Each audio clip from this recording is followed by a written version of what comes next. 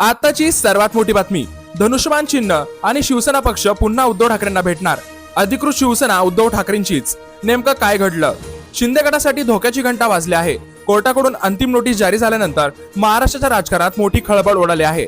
आता शिवसेना पक्ष आणि धनुष्यबाण चिन्हाबाबत मोठा निर्णय जवळ आला आहे. जर न्यायालयाचा निकाल उद्धव ठाकरे यांच्या बाजूने गेला तर शिंदे गटासाठी आजवर सर्वात मोठा राजकीय धक्का ठरू शकतो. महाराष्ट्र राजकारणात पुन्हा एकदा शिवसेना पक्ष आणि धनुष्यबाण चिन्हाचा वाद चर्चेच्या केंद्रस्थानी आला आहे.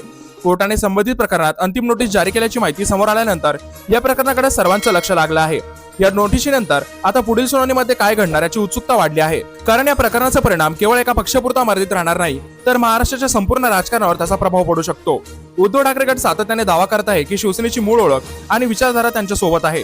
त्यामुळे पक्ष आणि धनुष्यबाण चिन्हाबाबत न्याय मिळेल अशी त्यांची अपेक्षा आहे. दुसरीकडे मुख्यमंत्री एकनाथ शिंदे यांच्या नेतृत्वाखालील गटही आपली कायदेशीर बाजू मजबूत असल्याचा दावा करत आहे. त्यामुळे दोन्ही बाजूंकडून न्यायालयीन लढाई निर्णायक टप्प्यात पोहोचली आहे.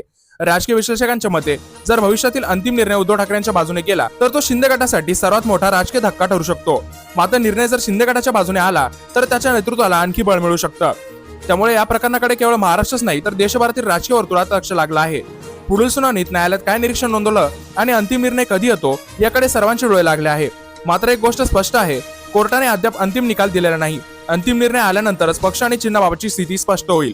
तोपर्यंत राजकीय चर्चांना आणि तर्कवितर्कांना मात्र मोठं उधाण आलं आहे. याबद्दल तुमचे मत काय आम्हाला कमेंटमध्ये नक्की सांगा. तुमचा सपोर्ट उद्धव ठाकरे की एकनाथ शिंदे याबद्दल देखील कमेंट करून नक्की सांगा. आणि अशाच व्हिडिओज बघण्यासाठी आपल्या चॅनलला सबस्क्राईब करायला विसरू नका.